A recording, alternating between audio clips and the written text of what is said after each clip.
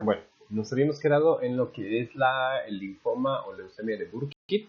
Previamente estábamos en el ARA LLA y LLB, donde en estos casos se tenía que hacer una fase de inducción intensiva y la quimioterapia de mantenimiento con vincristina, L-esparaginasa, cytarabina, daunorubicina y prednisona.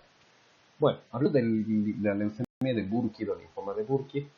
Esto es traslocaciones del gen CMYC en el cromosoma 8 que va a reordenar la cadena pesada de las inmunoglobulinas.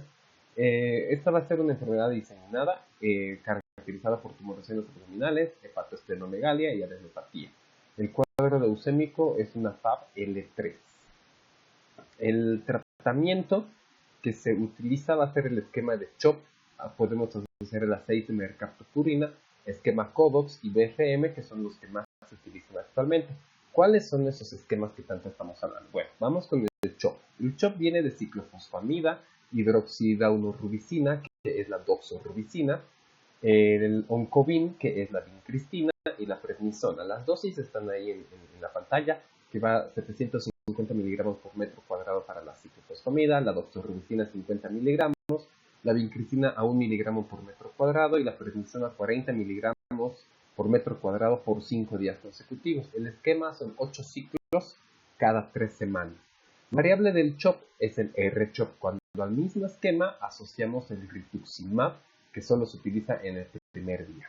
Los otros esquemas tenemos el CODOX-M. El CODOX-M, que ya es un esquema un poco más complejo, pues se utiliza la ciclofosfamida, la vincristina, doxorubicina y citarabina en dosis un poco más altas que las previas, es en el día 1. El del día 2 al 5 se utiliza ciclofosfamida, el día 3 se utiliza citarabina y se deja descansar hasta completar los 7 días. El día 8, el segundo día de mantenimiento de la terapia, se da la vincristina y el día 10 se inicia el metotrexate. Las dosis aquí las pueden ver un poco altas, puesto que esa es la primera dosis que van a recibir siempre la terapia de sostén con el folinato de calcio y en caso de que sea necesario los factores estimulantes de colonias de neutrófilos como filgrastim, y el último día del esquema se utiliza metotrexate ya una dosis de 12.5 miligramos. El esquema IVAC es otro esquema que se utiliza en menores y mayores de 65 años, que incluye etopósido y fosfamida, el mesna, que es un antihemorrágico, sobre todo por el etopósido, la citarabina, metotrexate y el factor estimulante de colonias de granulocitos a la misma dosis del anterior esquema. Y algunos esquemas especiales en los que incluye sobre todo la terapia intratecal, que se utiliza cuando el linfoma es en el sistema nervioso central y en niños, que ya son 6 semanas, son de 3 a 6 semanas, se utiliza particularmente citarabina y metotrexate, además de calcio. Las dosis son las mismas que se utilizan en los esquemas previos. El IVAC en mayores de 65 años, pues igual el propósito, mesna, citarabina, a dosis un poco más moderadas, y ya. Ese es el esquema BFM, que es de Berlín, Frankfurt y Münster, que es donde se ha realizado, que incluye el uso de terapia con esteroides, con prednisona, durante los primeros días, posteriormente dexametasona, hasta lograr una dosis acumulada de 420 miligramos de prednisona o 210 de dexametasona. Esto sigue hasta 36 días.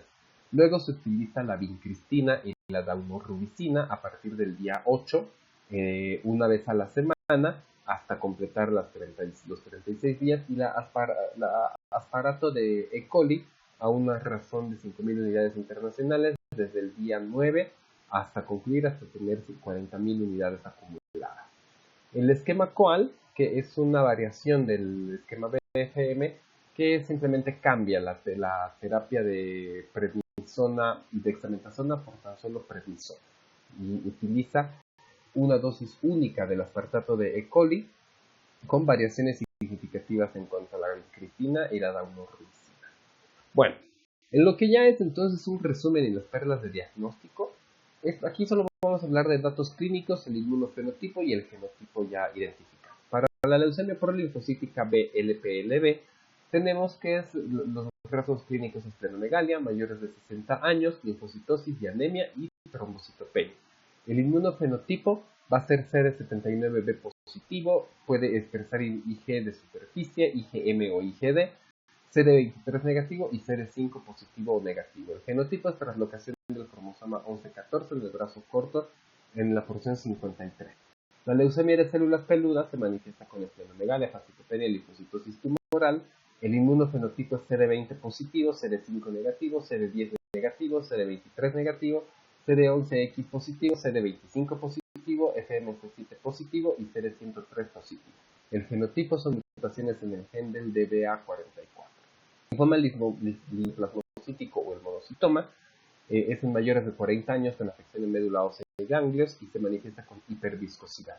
El inmunofenotipo corresponde a CD43 positivo y CD23 CD5 negativo, además de la expresión de inmunoglobulinas de superficie.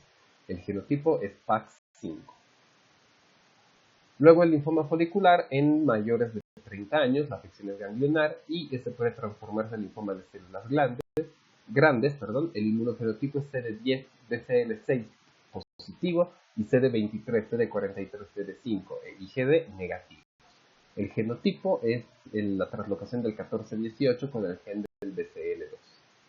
El linfoma de células del manto se da en edades más de 40 años con debut ganglionar y extraganglionar o esplénico. El inmunofenotipo es CD43 positivo, CD5 positivo, IgD positivo y CD23, CD10 y BCL6 negativos. El inmunogenotipo es translocación del 11 con el 14, ciclidina D1 y mutaciones del gen de la IgH que está ausente.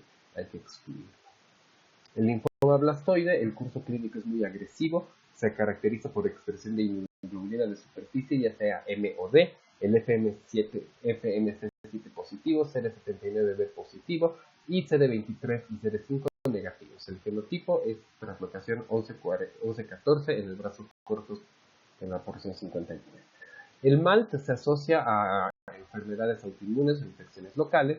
El inmunofenotipo característico es CD20 positivo y CD43 positivo. CD5, CD23, CD10, BCL6 y ciclidina son negativos. El genotipo de translocación 11-14 o 14-18 o BCL22. El linfoma ganglional de la zona marginal se da en mayores de 40 años, es una enfermedad ganglionar que se puede asociar con el Sjögren. El inmunofenotipo es CD23 positivo, CD10 positivo, CD43 positivo y CD5 positivo, además de la ciclidina D1 positivo. El genotipo es la ausencia, se tiene que descartar la translocación 11-14 o T14-18. El linfoma esplénico de la zona marginal va a tener las mismas manifestaciones, además de linfocitosis más anemia. El inmunofenotipo es la presencia de inmunoglobulina de superficie, ya sea M o D, FMC7, CD79B positivo, CD23 positivo y CD5 positivo. El CD10 es negativo. El genotipo son la tinción Ki67 positiva y alteraciones en el cromosoma 1, 3 y 7 con pérdida de la región en el brazo largo del cromosoma 7 en la porción 31 y 32. El linfoma B difuso de células grandes se manifiesta con esplenomegalia. Es una enfermedad agresiva que la esperanza de vida es superior al 50% a menor edad de diagnóstico. El inmunofenotipo es la ausencia de antígenos de superficie B y el genotipo es P53, BCL6 y 3Q27. El linfoma de células grandes extraganglionar, los rasgos clínicos es la impactación mediastínica, intravascular, cutánea, gastrointestinal. El inmunofenotipo es sobre todo todos los fenotipos B, más BCL6 positivo y BCL2 positivo. El genotipo va a ser encontrar las mutaciones en estos genes. El linfoma de Burkitt, habíamos dicho que la característica es BCL2 negativo y BCL6 positivo, además de CD20 positivo y CD10 positivo y TDT negativo. El genotipo es en el cromosoma 8 en el brazo largo en la región 24. El LLB, la leucemia linfoblástica B, es en menores de 20 años y que va a tener un curso de leucemia ganglionar. El fenotipo va a ser todos los marcadores positivos, que a diferencia del de las zonas marginales va a tener hiperploidía y translocación del 922 y del 119. La leucemia linfoblástica C va a ser CD7, CD3 positivo, CD43 positivo, CD1A positivo, TCR positivo, tanto para el AB, CD4 y CD8 doble positivo, CD16 y CD57 positivo. Estoy hablando de los linfomas de células T. Los genotipos se ven asociados a los genes MYC, RBTN, RBTN2, el HOX1 y el LSK. El linfoma T angioinmunoblástico, estos manifiestan con hipergamaglobulinemia, rash, adenopatía, poliadenopatía, hepatosplenomegalia. El inmunofenotipo es TCR positivo, IgH negativo, EBV positivo, CD4 positivo y CD21 positivo. El genotipo son translocaciones en el 3-5. El linfoma T periférico hay eosinofilia, prurito, hemofagocitosis y afección ganglionar. El inmunofenotipo es CD4 positivo, CD30 positivo y el TCRR positivo. El inmunogenotipo va a ser el T a la translocación 11-14 y P53 positivo. El anaplásico de células grandes se presenta en la segunda y tercera década de la vida. La afección es ganglionar y con síntomas cutáneos. El inmunofenotipo es CD30 positivo, EMA positivo, TIA positivo, CD2, 3, 4, 8, 43 y CD45 RO, que son todos los marcadores de linfocitos T, se encuentran positivos. El fenotipo es mutaciones en el cromosoma 2, en el brazo corto y en el cromosoma 5. El linfoma extraganglionar de TNK es más frecuente en Asia y en Sudamérica, que se manifiesta con lesiones nasales extraganglionares. El inmunofenotipo es CD2 positivo, CD3 de superficie negativo, el CD3 normal positivo, CD56 que es marcador NK positivo, CD4 y CD8 negativos. El linfoma relacionado con HTLV1 es una enfermedad endémica del Caribe manifestada con hepatosplenomegalia. El inmunofenotipo es CD4 positivo y CD25 positivo. El genotipo va a ser la presencia del HTLV1 positivo y el TCRR positivo. La leucemia de células T grandes glandulares es una enfermedad rara en adultos, asintomática. Puede haber linfocitosis, anemia o neutropenia. El inmunofenotipo es CD3 positivo, CD4 negativo, CD8 positivo o negativo, el CD103 positivo y el CD56 negativo. El genotipo es mutaciones en el EBV presente. El linfoma T cutáneo, denominado micosis fungoide, es un desorden linfoproliferativo manifestado con CD30 positivo y un linfoma T subcutáneo. El inmunofenotipo va a ser CD30 positivo, CD4 positivo, EMA que puede ser positivo o negativo y el ALK negativo. El genotipo, mutaciones en el TCRR. Y bueno, ya para terminar lo que es la enfermedad de Hodgkin, esta es la presencia de células de Reds-Stenberg que va a manifestarse con CD30 y CD15 positivo. Casi todos provienen de células D en las que los genes han sufrido un reordenamiento, pero que no van a expresar las cadenas de los anticuerpos. Las células del ganglio afectado van a ser linfoides, plasmáticas, leucocitos y presencia de eosinófilos normales. Esta tiene una amplia susceptibilidad genética. Clínicamente se manifiesta con crecimiento ganglionar asintomático, además de síntomas B, adenopatías mediastínicas y grupos ganglionares comprometidos. Esta es la estadificación de Ann Arbor, que manifiesta una etapa 1, 2 y 3 y 4, además de la presencia de síntomas. 1 es cuando es una sola región ganglionar, 2, que son dos, la etapa 2, que son dos o más regiones ganglionares de un mismo lado del diafragma, y 3 ya cuando existen a ambos lados del diafragma. El 1-3 es cuando la afección es subdiafragmática limitada a vasoganglios y el 3-2 es cuando la afección subdiafragmática incluye los paraórticos. Ya el 4 es cuando existe, la etapa 4 es cuando existe una afectación en los ganglios, en sitios, extraganglionares, más cualquier daño hepático o en médula ósea. Y A, B o E es cuando A hay ausencia de síntomas y B es cuando tienen pérdida de peso inexplicable, fiebre, sudoración, etc. E se denomina cuando la afección es localizada en el tejido extralinfático y afectando hígado y médula ósea.